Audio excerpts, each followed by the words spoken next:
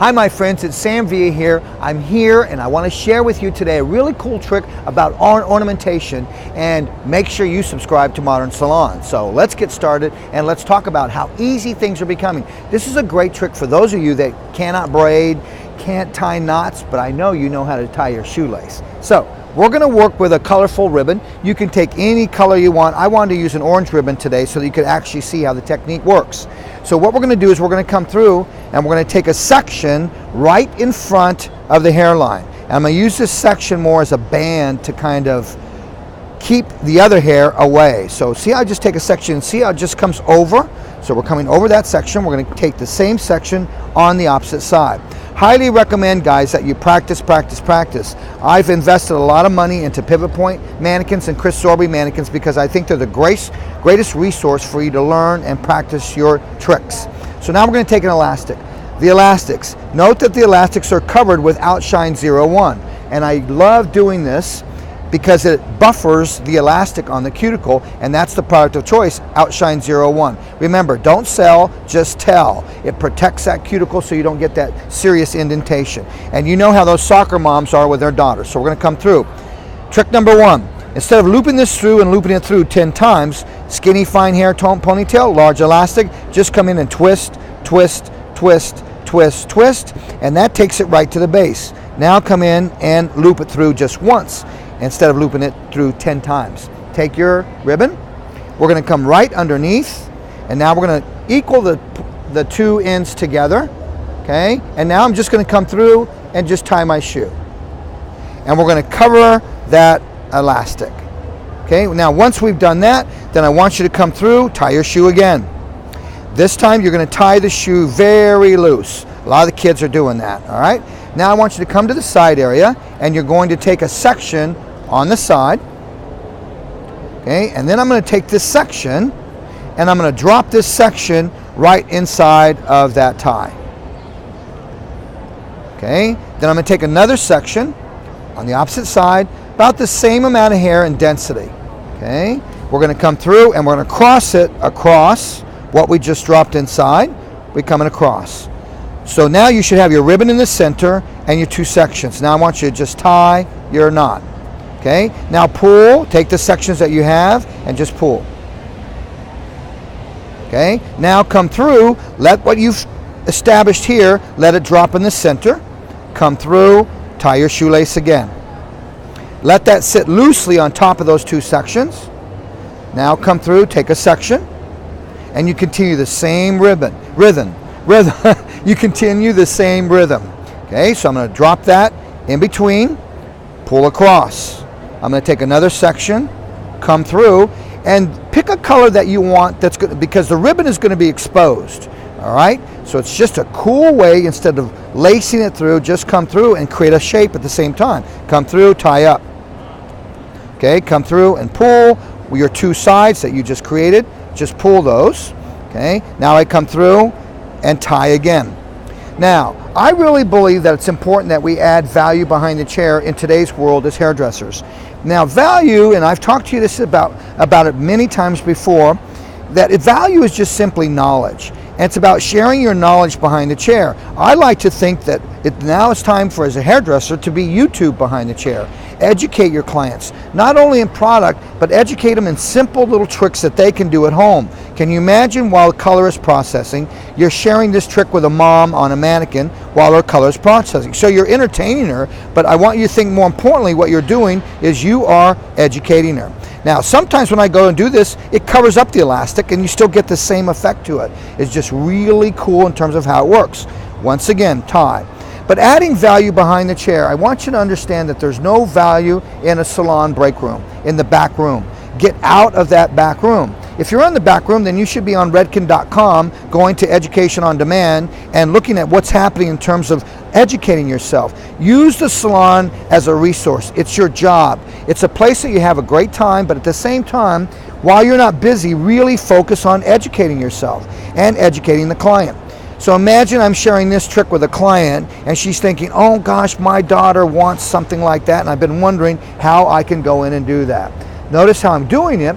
In this particular case, this is being covered as I go. There's my next section. Come through, tie your loose knot, take your section. So Sam, as you work with this, you're working down the ponytail because now you're running out of hair that's attached to the head. It's now down the ponytail. Absolutely right. I still cross, take a section from your ponytail, taking about the same amount of density as consistent. Now remember, the key here is cross. So when you cross, now watch, when I tie this up, it jumps up.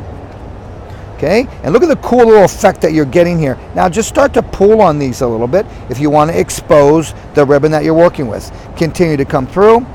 As you work, it gets fatter. It kind of elevates itself away from the head, which is really cool. So now, at the chair, really focus on, when you have free time, Sam, what if I don't have a client that's processing color? Then take the mannequin out, put it on the salon floor, and practice these things on the salon floor. I think what you're doing by doing that is you're exposing yourself to clients in the salon in terms of what the salon itself is capable of doing. Look how I cross that section, right across, bring it right through, and coming up and tying. And then remember, product is not an option, it's a necessity in order to do these things. Product is not an option, it's a necessity. Use that phrase behind the chair and tell the client that. In order, can't tell you how many times when I was behind the chair, clients would say to me, Sam, I can't get my hair to look like you get it to look. Well, first thing I said, well, I'm a salon professional, number one. Number two, I'm standing, so it's probably a lot easier for me to work with. Number two is, are you using the products that I recommended? Why don't you understand, my friends, it's our professional responsibility to prescribe and recommend. I really don't care if they buy it or not. I'm going to be very transparent with you. But what I do care is that I'm talking about the product that I'm using and giving them the option to purchase it or not. I guarantee you, if you teach them value behind the chair, I guarantee you what's going to happen is they're going to purchase from you because it's their way of saying thank you. And it's all about that in terms of being a salon professional. Remember, for the young kids out there, it's your responsibility. You're not only an artist, but your responsibility is to treat the fabric with integrity. And what I mean is making sure that they're using the right product. A lot of times why clients don't like product is it's misrecommendation of a particular product for the fabric, or it's misapplication of a product in terms of that. So really important. Notice what I did was I talked about outshine, using it to buffer everything. Now once I'm here, I'm going to come through and I'm going to complete this, and all I'm going to do now is take the ribbon underneath, and I'm just going to tie a knot underneath this, just like an elastic, but it's the ribbon that I'm using. And I come through and I just tie that. And now you can bring it up to the top, tie again, and wrap. Let's just wrap so it's nice and clean. Okay, and now come underneath and tie. Now then we're going to take a long grip. Once I tie this, we'll take a long grip and we'll slide the long grip underneath in the back. So we come through. Notice how I'm just looping. Remember, this is simple. This is a great trick for those of you that can't braid or can't do a simple fishtail or anything like that. This is a trick for you in terms of what you can do behind the chair. Now I'm just going to simply come in, take a grip, and I'm going to open up the grip, and then I'm going to slide the grip right inside in the back, right at the ribbon. So I just gather all of that, catch it, and slide inside that ponytail. And just a really cool trick. Now come through, you can rouge all this. There's lots of little tricks we shared with you in terms of how to make bubbles and things like that. Now we're going to go through with powder grip.